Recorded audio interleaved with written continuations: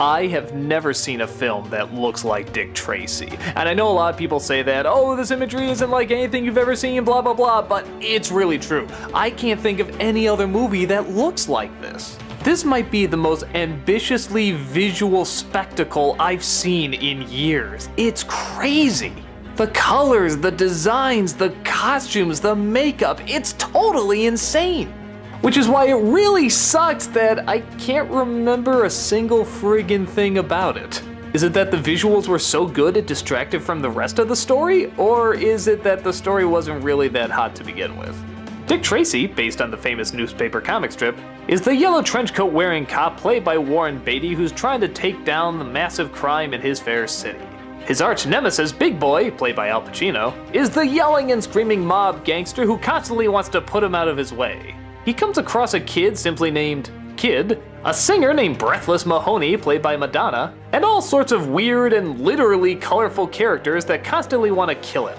There's Flat Top Babyface, the Blank, they only get crazier and crazier. Okay, so the basic story is good guy versus bad guy, has cute kid sidekick, has a femme fatale, all the classic stuff you usually see in a lot of film noirs and so on. That part is easy to follow. What's not easy to follow is the steps they're taking to create this formula. There's a lot of talk of business, a lot of talk of fraud, a lot of talk of strategy, a lot of talk of planning, a lot of talk of breaking in, busting a person, and yeah, we see it happen, but what do we really know about these people? Aside from Al Pacino, who's really yucking it up as the bad guy, there's nothing memorable about these characters. Warren Beatty is a tough cop, and that's about it. Madonna is the hot singer, and that's about it.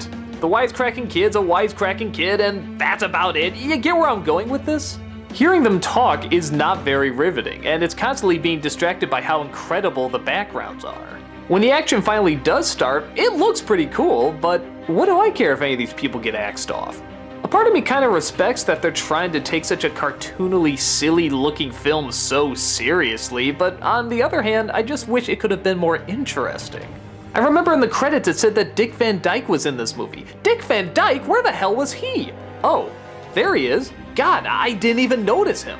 He's in and out of the film so fast that he's barely even worth the credit.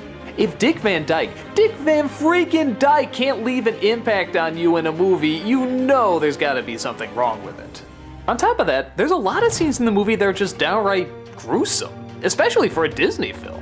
Early on, they take this one gangster down by tying him up, putting him in a box, covering him in wet cement, and then throwing him in the river. All while he's crying and sobbing the whole time. That's pretty fucking intense. Don't get me wrong, I like a little dark and gritty in Disney films, but that's like something right out of a nightmare. I guess to the film's credit, it's not that it's really bad or annoying, it's just kind of dull. Like I said, I can barely remember what actually happened in this movie. I just remember it looked beautiful while it was happening. With that said, yeah, it is friggin' unbelievable to look at. I mean, who would dress this way? Who would design their buildings this way? Who would choose these colors? Who would have faces this bizarrely weird? Nobody would. It's obviously taking the idea of adapting the comic strip, which was very bright, colorful, and over the top, to a whole new level. It's definitely in its own unique world, one where the backgrounds don't even have to look that convincing. I mean, look at this. This is so obviously a matte painting. They're not even trying to hide the brushstrokes. But that's just part of the style. It all looks phony, but in the same way that a puppeteer holding a puppet you know is phony, but you don't care. It's just so well done that you enjoy every second of it.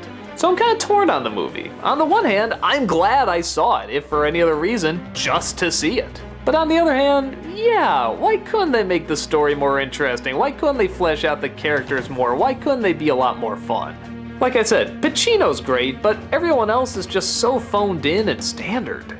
Just because they look distinct doesn't mean they act distinct. I remember the makeup and the layout much more than I remember anything else in this film, and that's really a shame. If this did have a memorable story and characters, maybe it could be like one of the great film noirs. A film that plays to incredibly heavy shadows, but also somehow incredibly heavy colors. It could have been sort of this one-of-a-kind masterpiece. But as is, it's really just a style over substance movie. If you want to see the style and you just enjoy watching people in trench coats and fedora hats punch each other and shoot, then you'll at least be glad that you saw it. But if none of that does it for you, then I'm sad to say this is a very unfortunate skip.